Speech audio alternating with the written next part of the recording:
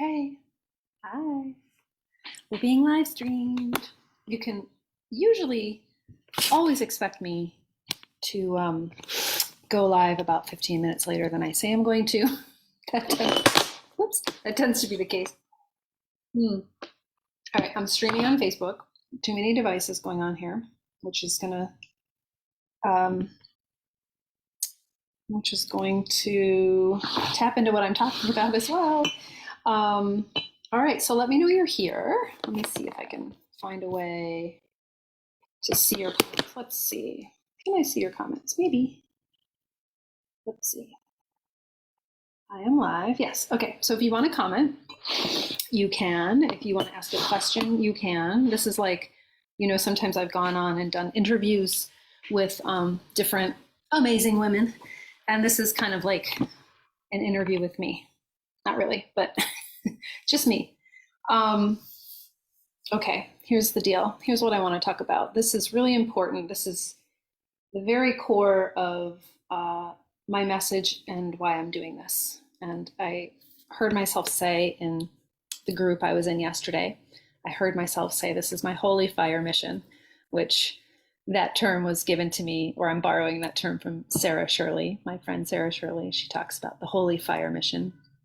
This is the thing that really gets me revved up, and the thing that really fuels my fire to share about well-being and how we can access more well-being, and why that isn't just, there goes Kalapa, my cat, why that isn't just coming from your yoga class that you take, why it isn't just coming from like, you did 20 squats today, or you ate the best meal.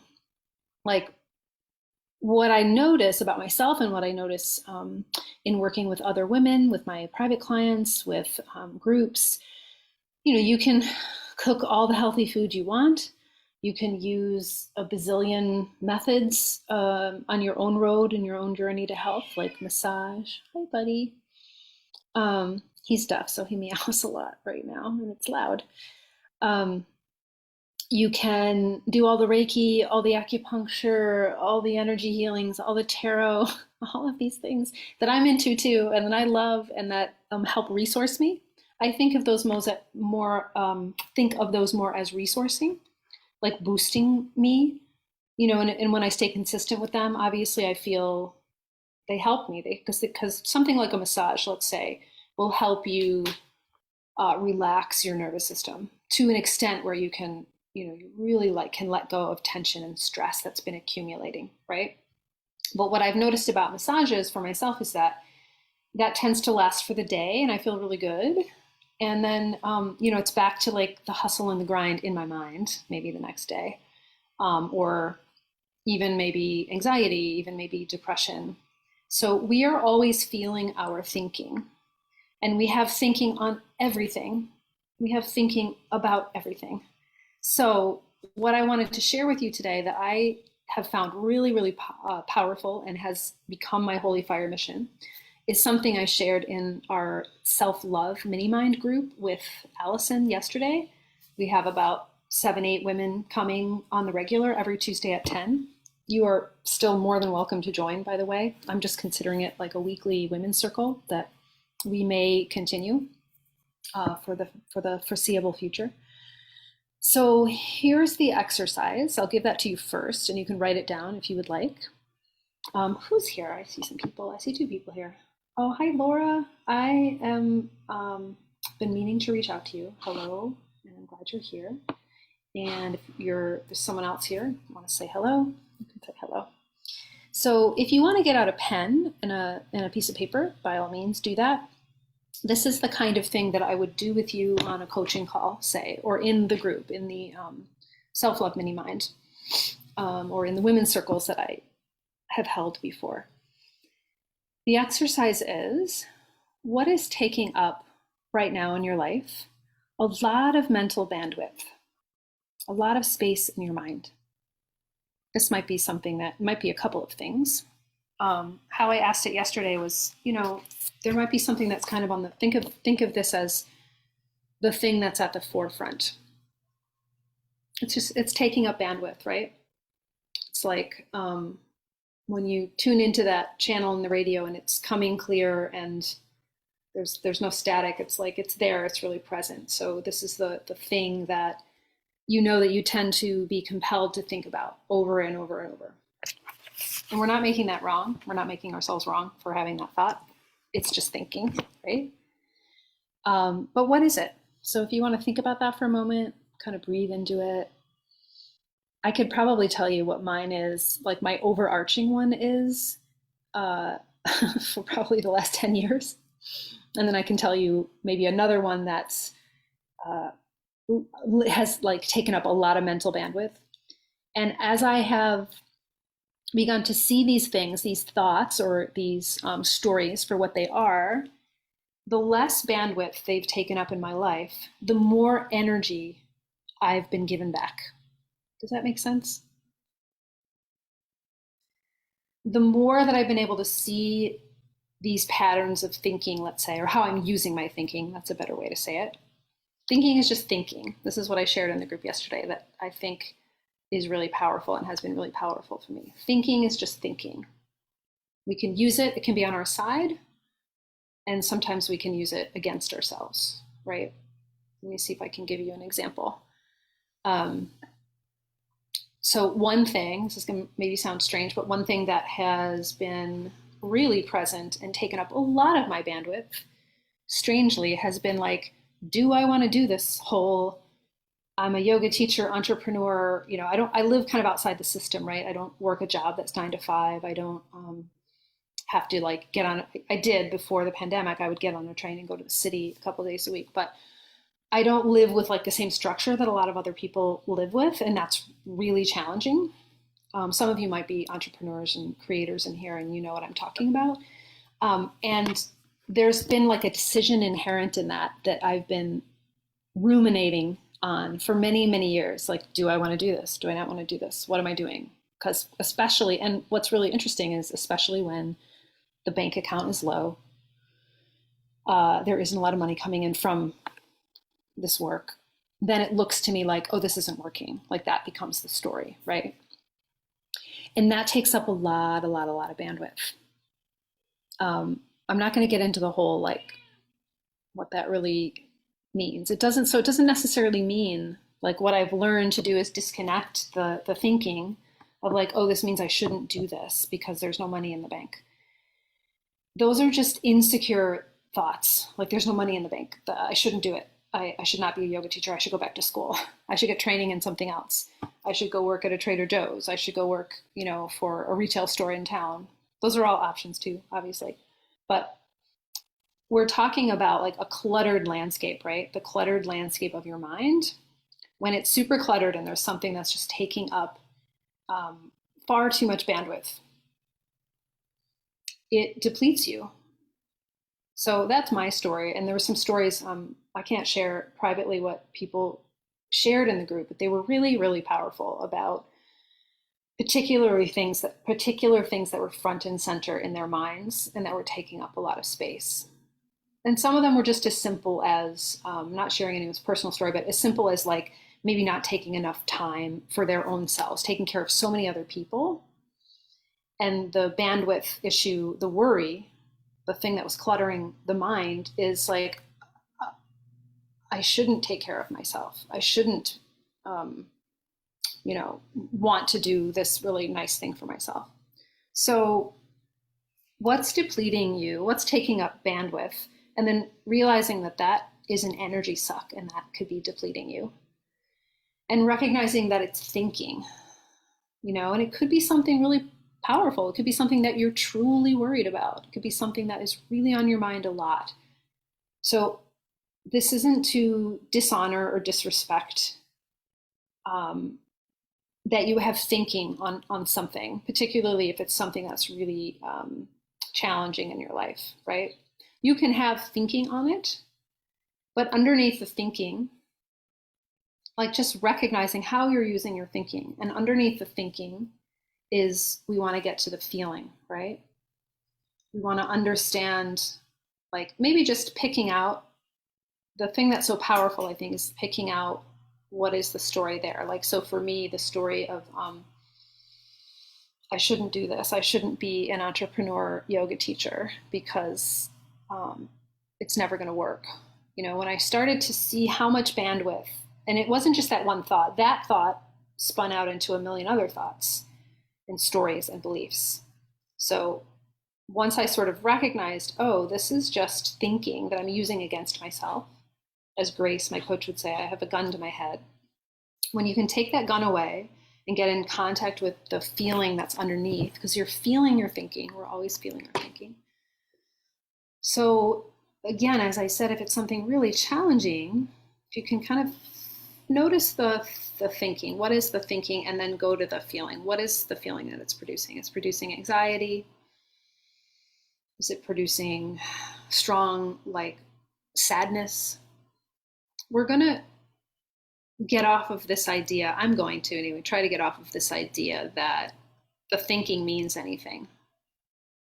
Okay? For now, anyway, just set that aside. Thinking doesn't mean anything. We're going to say that. We're not going to give it a meaning. We're not going to give it power. Meaning, like, I have to act on this thought because this thought means this. We're going to disconnect for now, tune into the feeling, and change the relationship. So the 2-part exercise was, what is taking up bandwidth? Currently, a lot of mental space in your mind. And then how can you change your relationship to this thing that's taking up all this bandwidth? What's one thing you can do to shift it? And sometimes just knowing, just hearing, like, oh, that's what's been taking up so much space, just writing it down. Sometimes that is the shift that allows you the freedom, right?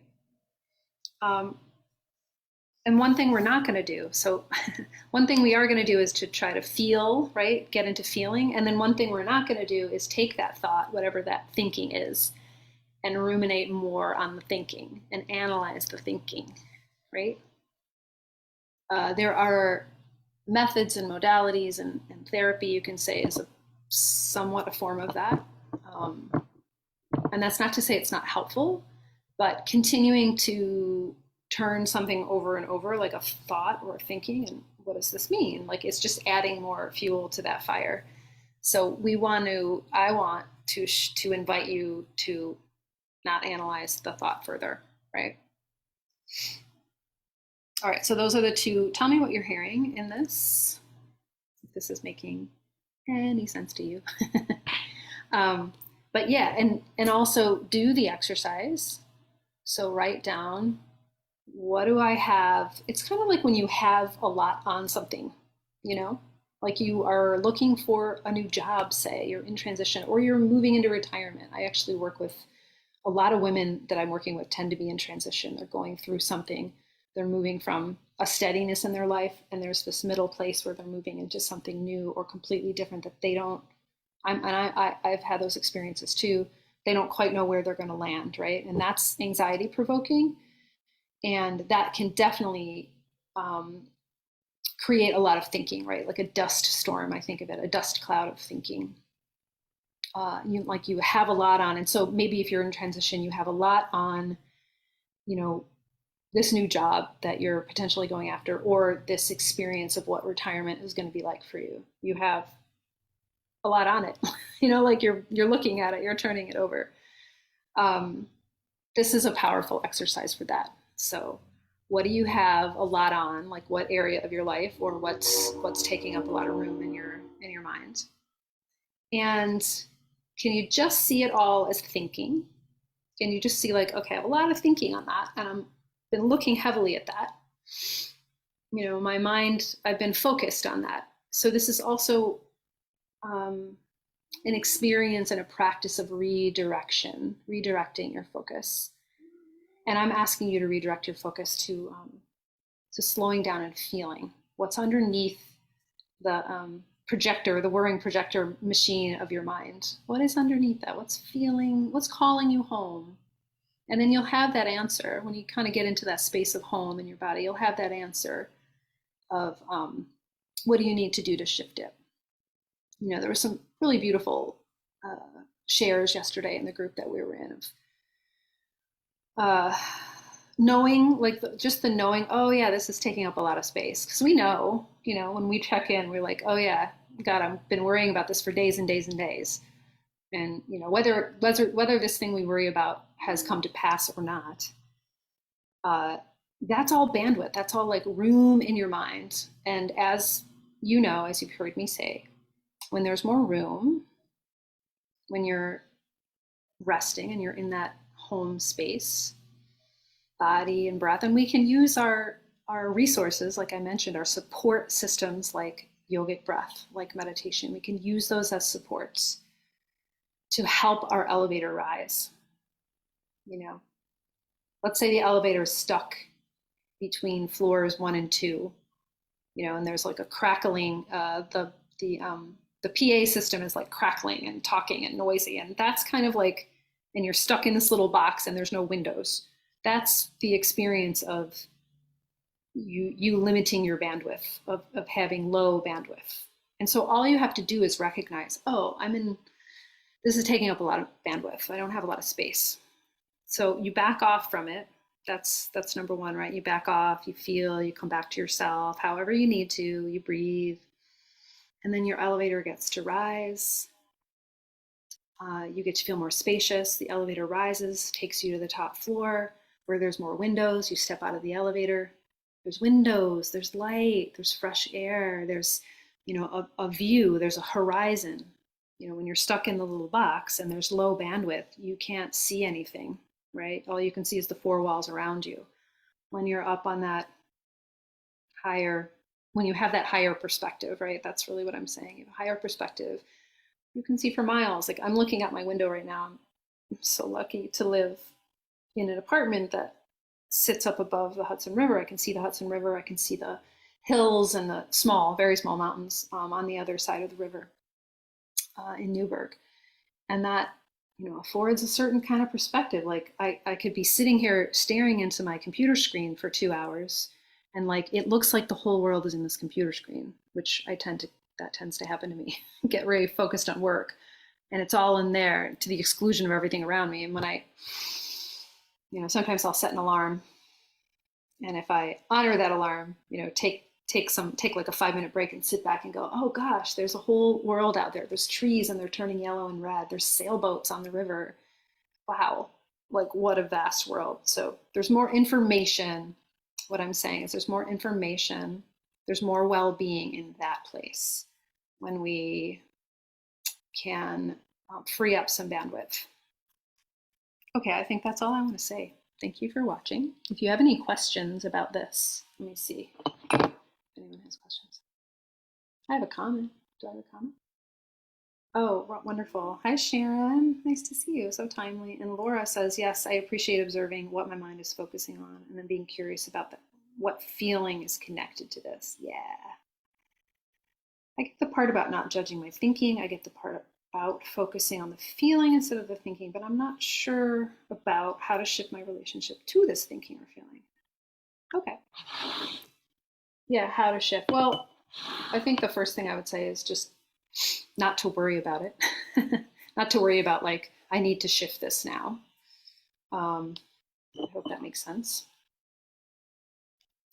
And then I would probably say,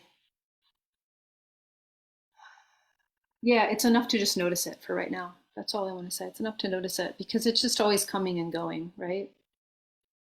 And even I notice, even the things that I have been ruminating on for, like I mentioned, 10 years, like the should I or should I not be an entrepreneur / yoga teacher, that's still there. And it still comes up. It's just not as compelling anymore. I hope that's helpful.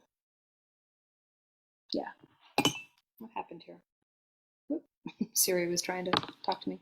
I hope that's helpful, right? It's just not as compelling. Like when you start to see it, that's how you shift the relationship. You start to see it and it becomes less and less intriguing. I think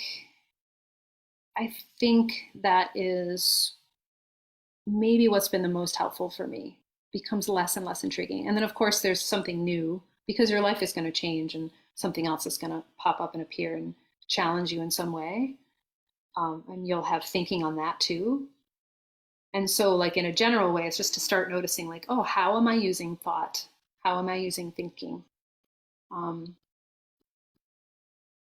yeah, I hope that's helpful. How am I using my thinking? Um, I'm kind of getting more clear myself on like not, oops, excuse me, how do I want to say this? On not, I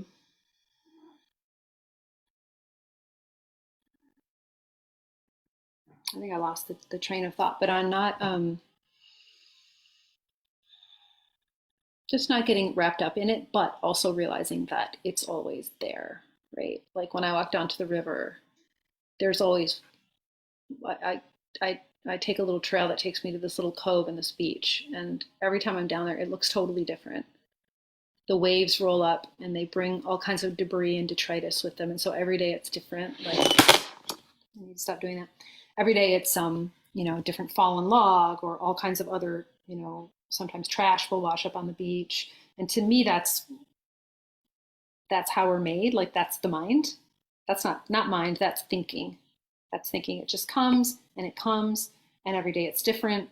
And there's little driftwood pieces, and there's plastic, and there's other things washing up on the beach. And I could stay and stand and be really compelled by this piece of trash stuck to this fallen branch. Or I can keep walking down the beach and experience the whole of it. Is that making sense? I hope that's a better metaphor. Let's see.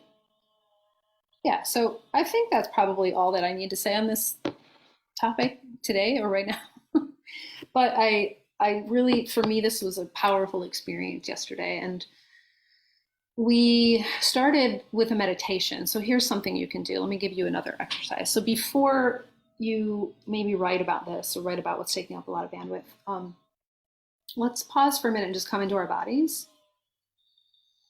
And let's, what we did the other day was scan the body. We did a meditation where we scanned the body.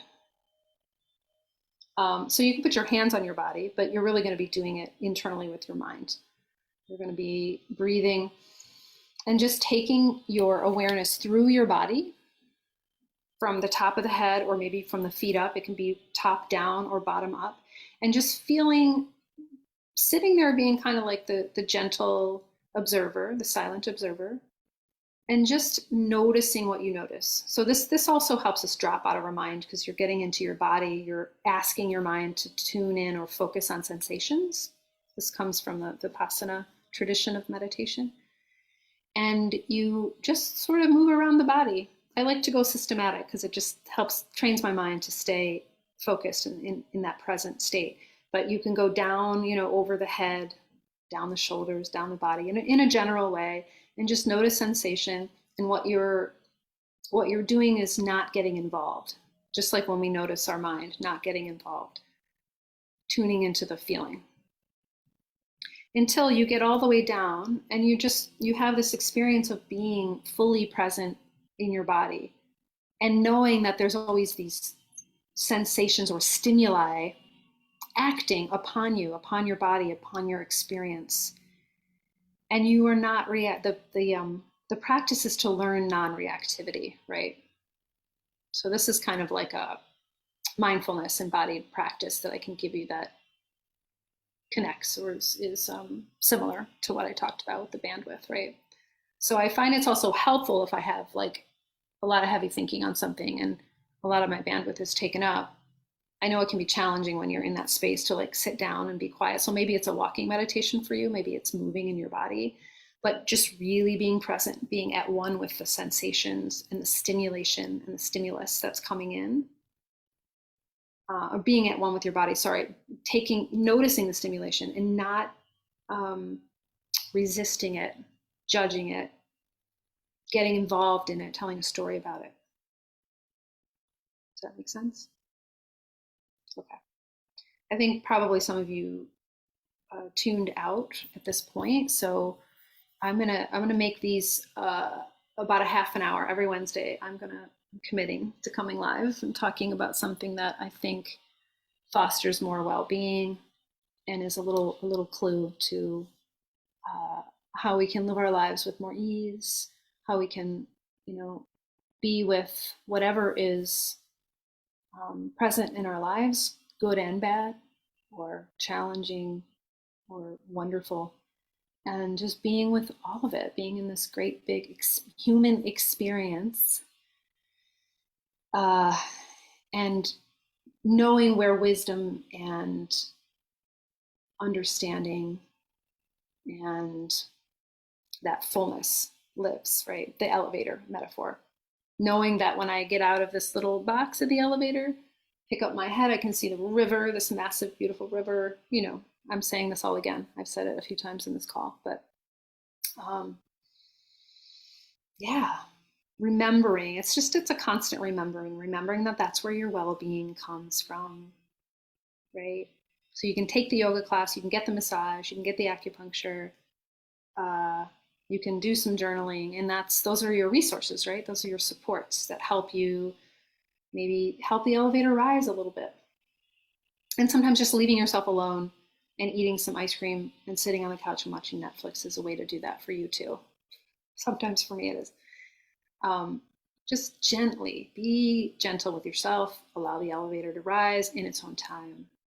Okay, and notice, so what is, just to close this call, to close this live, what's taking up so much bandwidth? Okay, if you have watched this and you enjoyed it, and you want to share it, please invite other women into the group. I am currently wanting to grow and expand this group, so this will be a recording too. I can send you the recording. So this would be something that you can share with friends and family who are feminine, female, and you can bring them into the group. And if you still want to join the self-love circle, there is room for you. So just reach out to me, DM me. And that's it. Is it Wednesday? Happy Wednesday. Have a beautiful day. And yeah, talk to you soon. Lots of love.